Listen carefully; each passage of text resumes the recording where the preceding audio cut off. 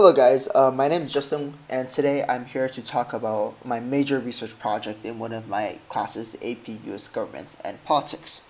So obviously when we're talking about US government and politics, we're going to talk about the US Constitution, and I would like to pull out the very first section of the first article, which states that all legislative powers herein granted shall be vested in Congress of the United States, which shall consist of a Senate and a House of Representatives. This clause is extremely important to the country itself because it serves main purposes such as it establishes a Congress, which is the legislative branch of the United States. It passes laws, it passes bills, and it basically regulates the country. And second of all, this clause establishes one of the three main branches of the checks and balance system, and basically Congress can check the executive and the judicial branch, while Congress is being checked by those two at the same time. So this clause is really important to the U.S. government itself. And where there is a situation where there is a Senate and a House of Representatives, this kind of Congress is called, or this kind of legislative branch is called a bicameral Congress. So bicameralism basically refers to a system of government which legislative power is vested in two chambers. For example, a upper house and a lower house, or in the U.S.'s case, a Senate and a House of Representatives. However, before breaking down into details of bicameralism, I like to examine some data. First of all, it is, despite bicameralism, bicameralism, Congress is really unpopular among its citizens. So, as you can see in data in recent years, the majority of Americans, which is around 70% to 80%, even more, disapprove their Congress. However, there's only 14% of them approve. So in recent 14% or 19% approve. So in 2015, we can see that there 83% of Americans disapprove their Congress and only 14 of them approve it. The approval rate of Congress is low, and there are obviously some aspects that the Americans dislike how the Congress functions. Second of all, we're going to talk about Congress's inefficiency. So as you can see, there are 5,000 bills presented to the 112th Congress. However, only 5% of those will be ever signed into law. And as we can see the data on the left-hand side of the screen, we can see that starting from 1947 to 2012, public laws passed per session of Congress has gradually decreased. So we can infer that Congress is being more and more inefficient, and the laws or bills that's being passed by Congress each year is become lower, and the amount of it's become smaller and smaller. So it is also one of the reasons why Americans disapprove the Congress. After understanding of the information above, I would like to start on my major research project, which has a question: to what extent is bicameralism a cause for U.S. government's inefficacy? I myself have some like a thesis statement for this question. So yeah, first of all, yes, bicameralism is a cause, and it is a really, really important cause. However, bicameralism is also a necessity for the United States, whereas the founding fathers wanted to prevent a monarchy, and then they also want to accurately represent their people and the state governments. Although also I want to bring up other factors that also cause the inefficacy, which are filibusters and senators' lack understanding of bills or laws. So we're going to dig deeper into the first part of the thesis, where it says bicameralism is certainly a cause. So we can break down this into different parts. So first of all, the founding fathers designed it to be inefficient, too many barriers for a law to be passed, political gridlocks, and a divided government. We're going to deep each of them deeper later while talking about it individually. So for the first one, it is designed to be inefficient. So when the country itself was founded by the founding fathers, there was a really major controversy between the smaller states and the bigger states, where the bigger states are led by Virginia and the smaller states are led by New Jersey. They each presented a plan for their Congress, which consists how the Congress should elect the amount of representation or delegations from each state. So the Virginia plan, which is the big state plan, suggests that the Congress's delegation should be according to the population of each state, whereas bigger states will have more power and smaller states has smaller power. Where this is also where it can accurately represent the people. However, New Jersey plan, the head of the smaller states, disagrees. It's the New Jersey plan states that presents an idea that each state can only have two delegations in the Congress, and therefore this can accurately represent the state governments, not the people, but each state will have equal right to participate and to have same influences in Congress on deciding certain really important issues. Therefore, there was a great compromise, which basically compromised the both plans, and now we can see there are two major parts of the U.S. Congress. The upper house, the Senate, which is the New Jersey plan, where there are two senators per state, and it accurately represents the state governments. The lower house, which is the Virginia plan, where the delegations from each state is accordingly to its population, and therefore states that have more people have more delegations in the lower house. So this is designed to be also not only to benefit both the smaller states and the bigger states, but also to present a intra-branch check.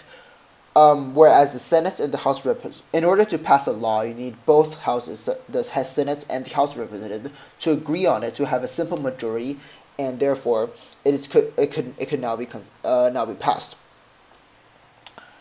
The second part of the thesis of the cause is that there are too many barriers to pass a bill or a law. So I'd like to walk through a process of how to pass a bill. So the bill will be brought up by either the Senate or the House of Representatives. It doesn't matter.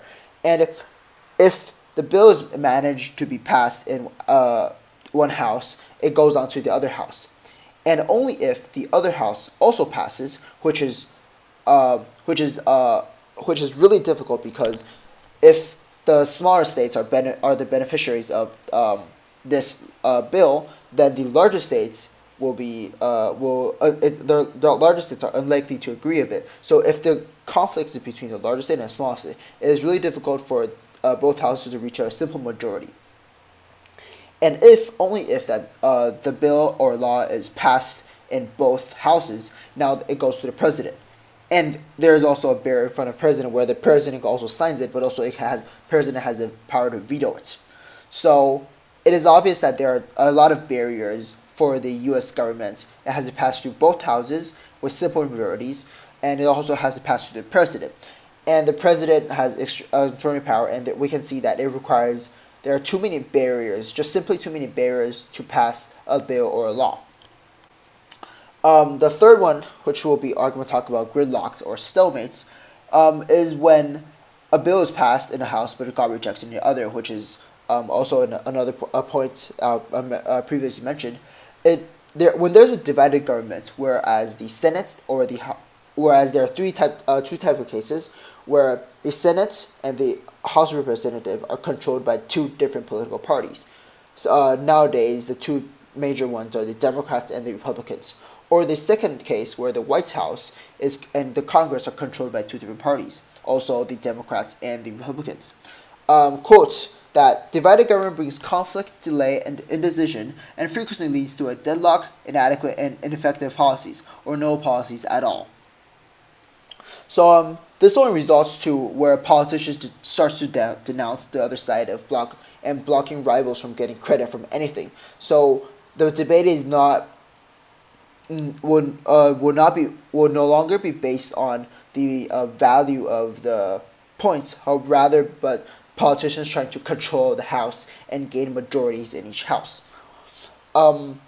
Political control in Congress is essential for political parties to develop and spread their influences. So politicians see this as a necessary step, and therefore they start denouncing other sides, not because of their bad arguments, but because they're simply not in the same political party.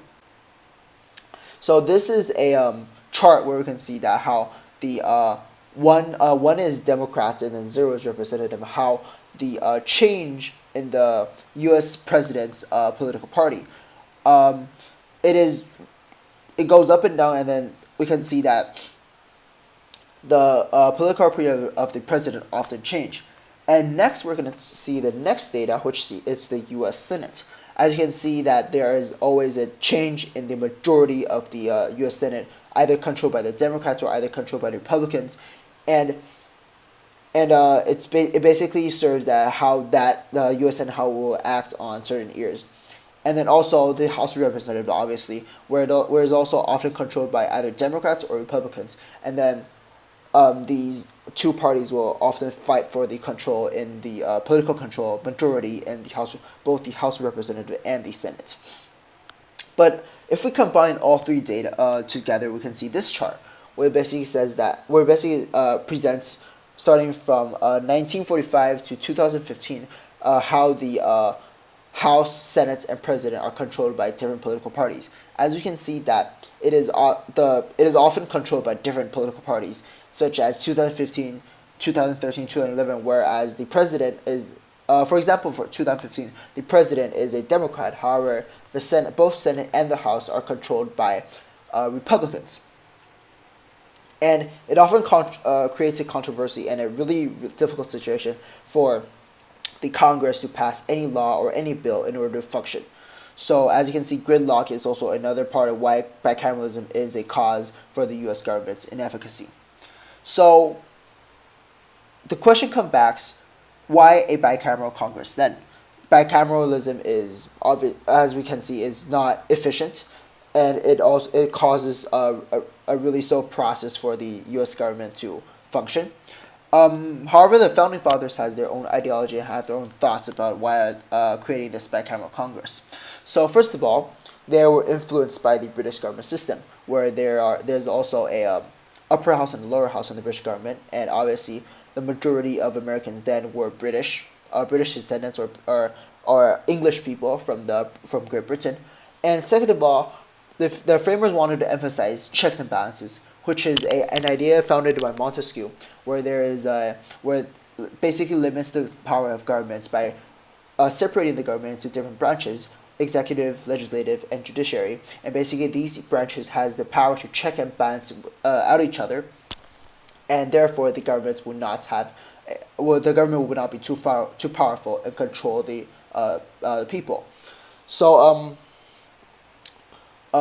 so basically the framers also want to implement this idea within the Congress, so the Senate and the House of Representatives can perform an intra-branch check, whereas the Congress will not be too powerful.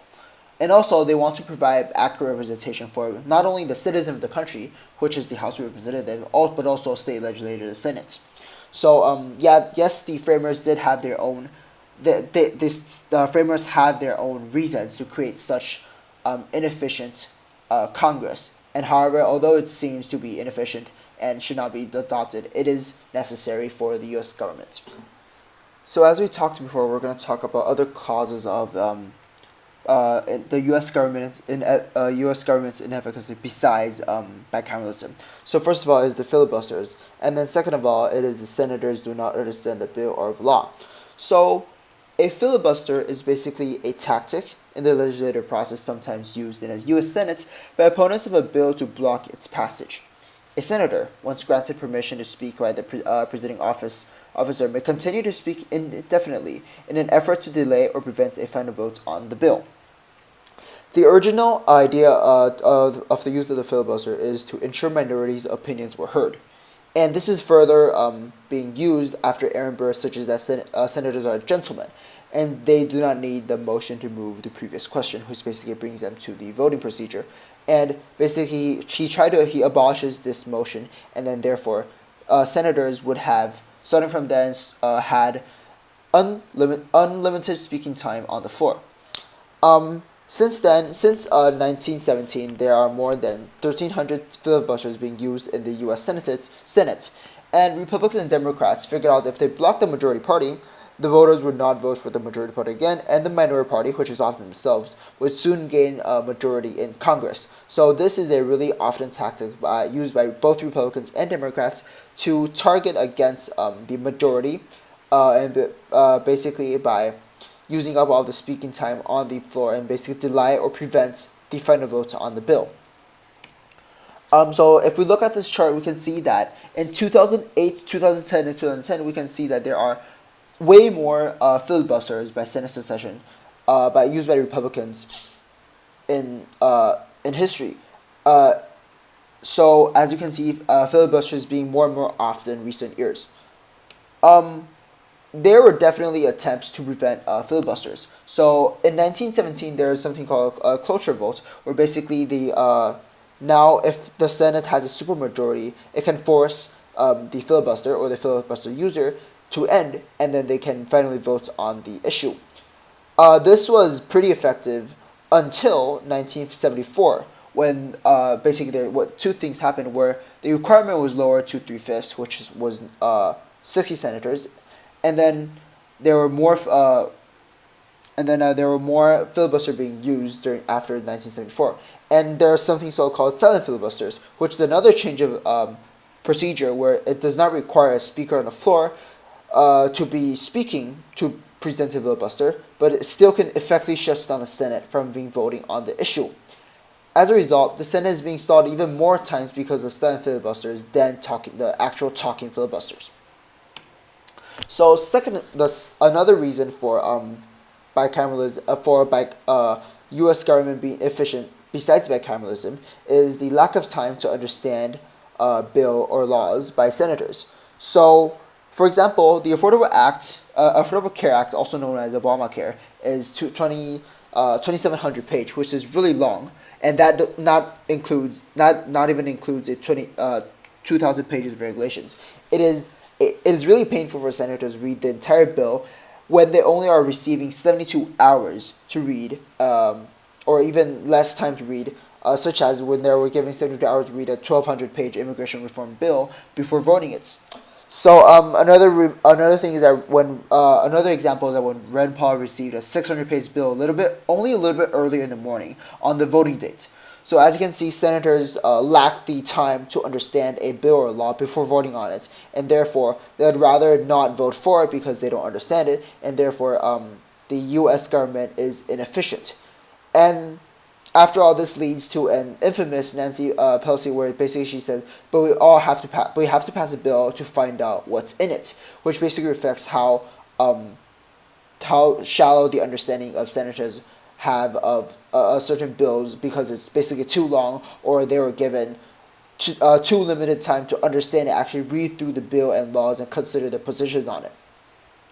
So, in conclusion, bicameralism is certainly a cause for U.S. government to be inefficient. It is designed to be so, and there are too many barriers to pass a bill or law, and political gridlock and stalemate further prevents the efficiency in Congress. In addition, there are also two other reasons, such as filibusters and senators' lack of understanding of bill and a law, which basically also prevents the U.S. government acting efficiently. So, in conclusion, we can summarize this entire video into this slide, where it says bicameralism is certainly one of the key causes of the U.S. government's inefficacy. However, other important factors, such as the existence of filibusters and senators or representative in the House lack the understanding of bills, are also significant. Basically, bicameralism is a cause, but however, filibusters and other reasons are also a cause, and it is essential for the U.S. government to have this bicameral Congress system in order to accurately represent its people and the state governments, and to set aside both larger states and smaller states. And this is a bibliography I used to research this major research project, and thank you for watching.